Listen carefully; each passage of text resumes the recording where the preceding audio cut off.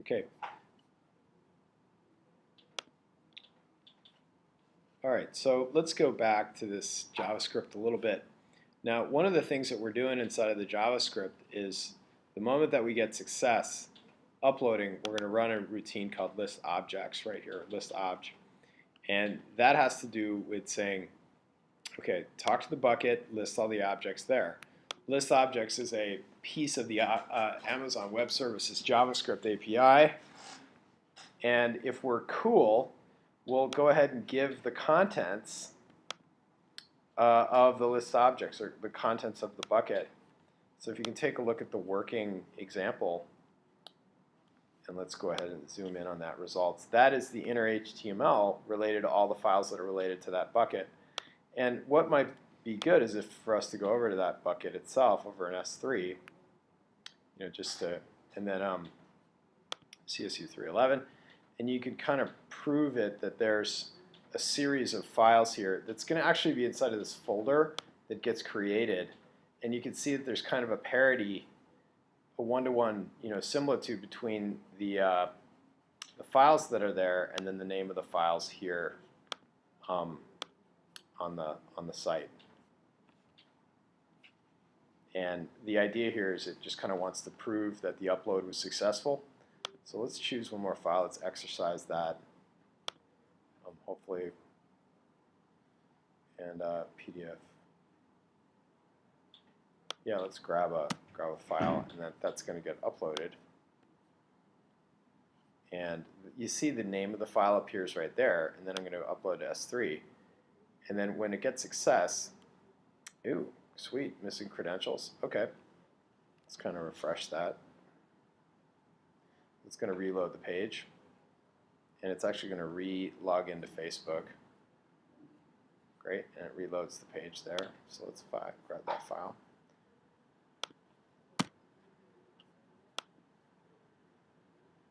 And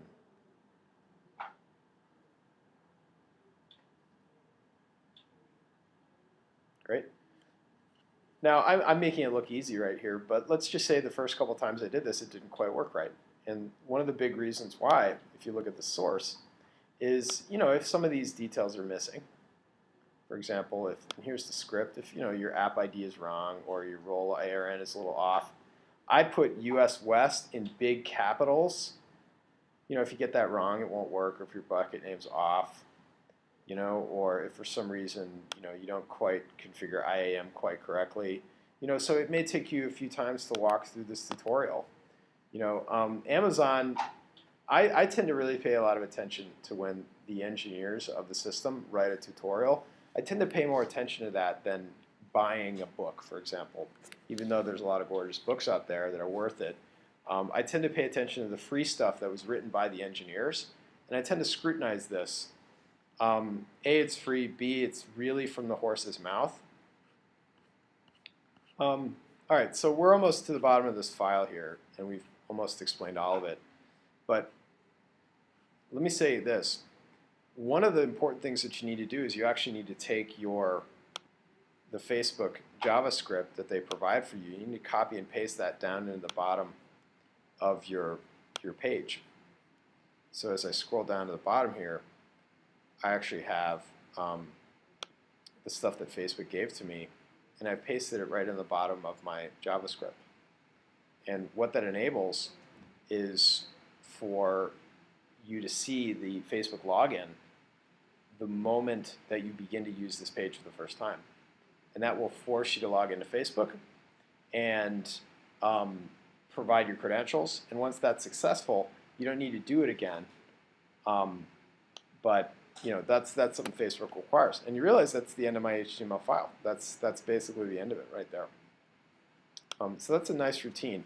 Now, some interesting things that are happening here is the Facebook login. That's a piece of the Facebook SDK, but it's using the web identity token that's going to come back from Facebook.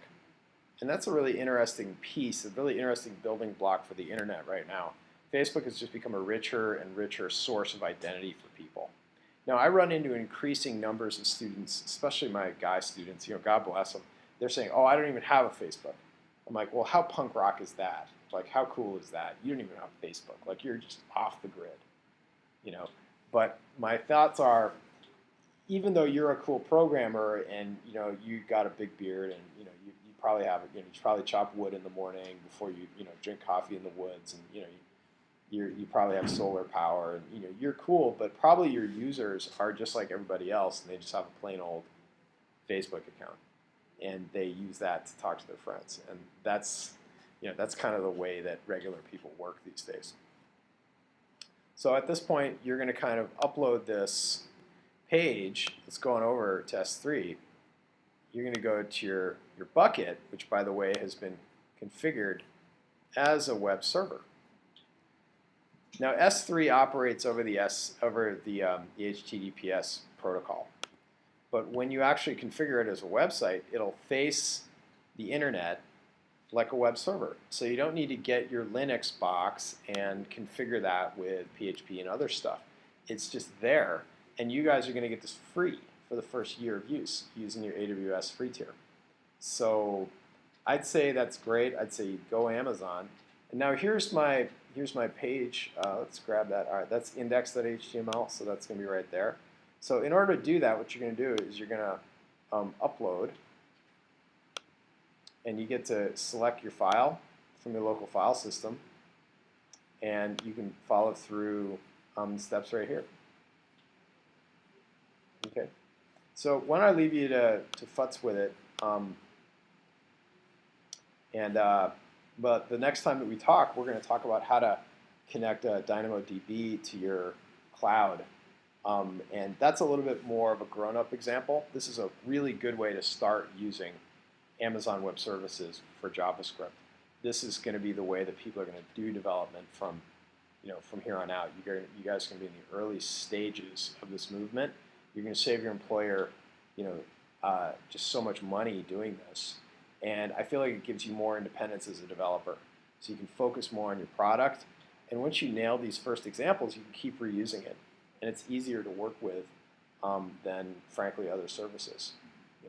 If all you guys do is work with HTML, CSS, and JavaScript, that's a lot simpler than writing, Java on the server, writing a Java server face, doing an HTML template, doing the CSS, and then doing all the bash and the Linux sysadmin required, and then all the database administration.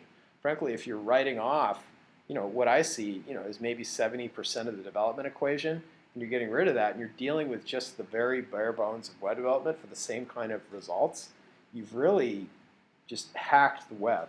You've really just made it easy on yourself. And if you're doing this for drastically less money and it's even more secure, boy, you've made a big quantum leap, for your company.